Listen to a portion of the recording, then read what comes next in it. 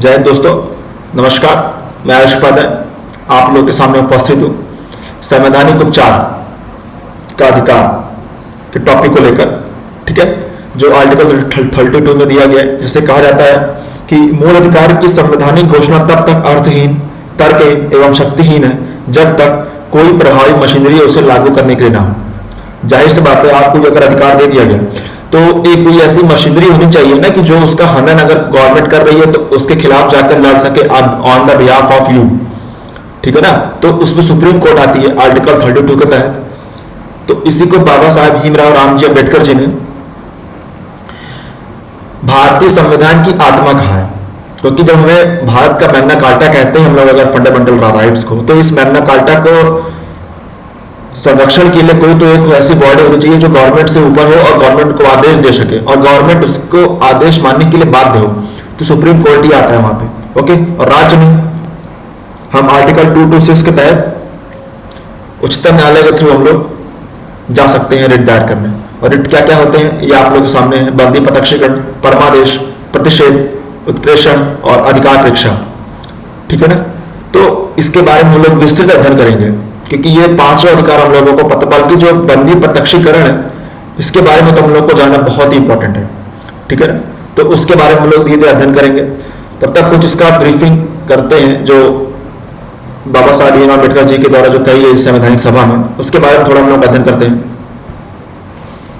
और अगर देखा जाए तो जब आर्टिकल 32 हमारे फंडामेंटल राइट्स में आता है तो, और जब राष्ट्रीय आपातकाल जब लगेगा तो सुप्रीम कोर्ट के इस अधिकार को आर्टिकल 32 को गवर्नमेंट यानी कि president on the behalf of cabinet, president article 32 को निलंबित भी कर सकती है। ठीक है ना, और ऐसा गवर्नमेंट ने कानून नहीं बनाया, ऐसा संविधान में लिखा है आर्टिकल 359 के तहत, 359 के तहत 359 में लिखा है कि राष्ट्रपति चाहे तो आर्टिकल 32 को निलंबित, आर्टिकल 32 नहीं, उसमें सिर्फ लिखा है कि 20 और 21 के अलावा सारे अधिकार, सारे आर्टिकल्स निलंबित किया जा सकता है राष्ट्रपति के द्वारा। तो उसमें 32 भी निलंबित हो सकता है, लेकिन 20 और 21 को नहीं किया जा सकता। यह प्रावधान 44वें संविधान संशोधन 1978 में मोरारजी देसाई गवर्नमेंट जो बनी थी जनता पार्टी की, उस समय कर दिया गया था कि 2021 निलंबित नहीं होगा चाहे जो हो जाए, लेकिन उसके अलावा सारे आर्टिकल्स 14 से लेकर 32 तक के सारे आर्टिकल्स निलंबित किए जा सकते हैं राष्ट्रपति के द्वारा। ओके, और 358 में क्या लिखा है?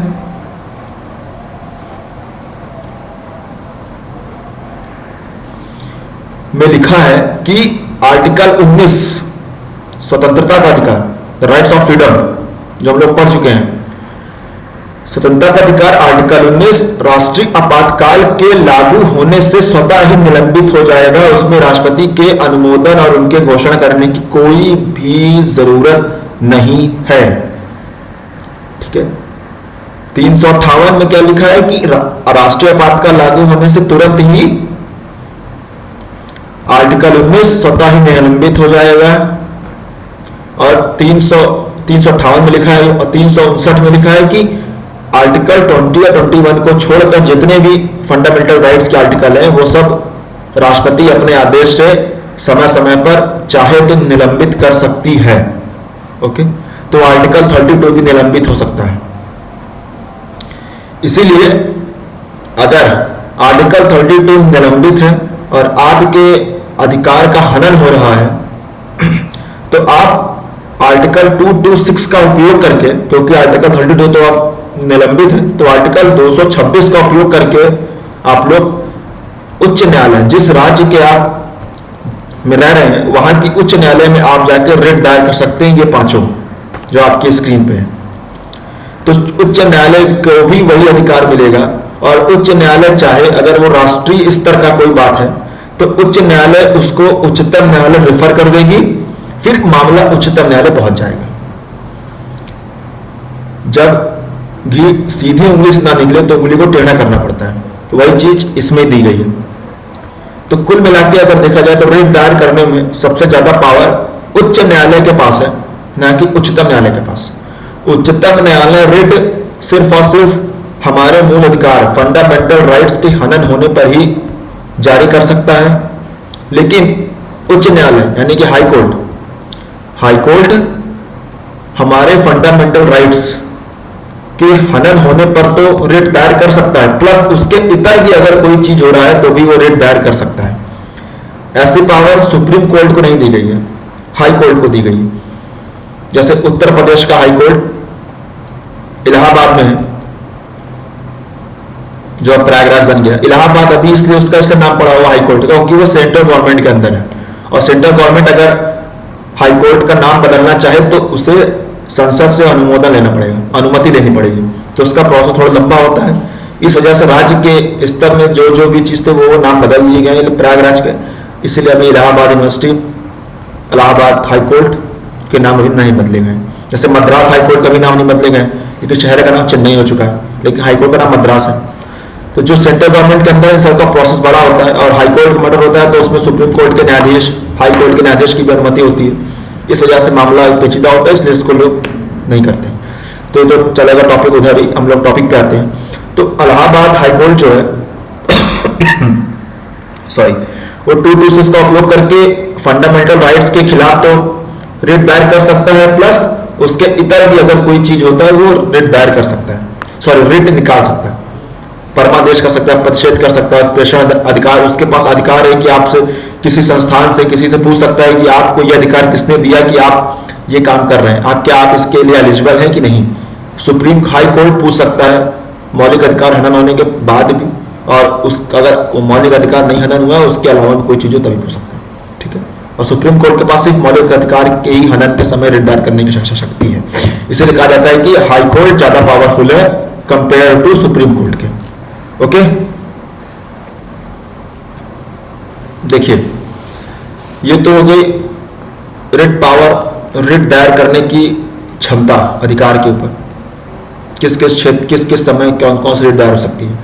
और अगर बात किया जाए न्याय क्षेत्र की, देखिए न्याय क्षेत्र और अधिकार में अंतर है, ठीक है ना। जैसे मैंने पढ़ा हम लोग अभी अधिकार, अब न्याय क्षेत्र क्या है कि एक संस्थान के पास कितना बड़ा एरिया है कि वो वहां पे न्याय कर सकता है, और सुप्रीम कोर्ट और हाई कोर्ट।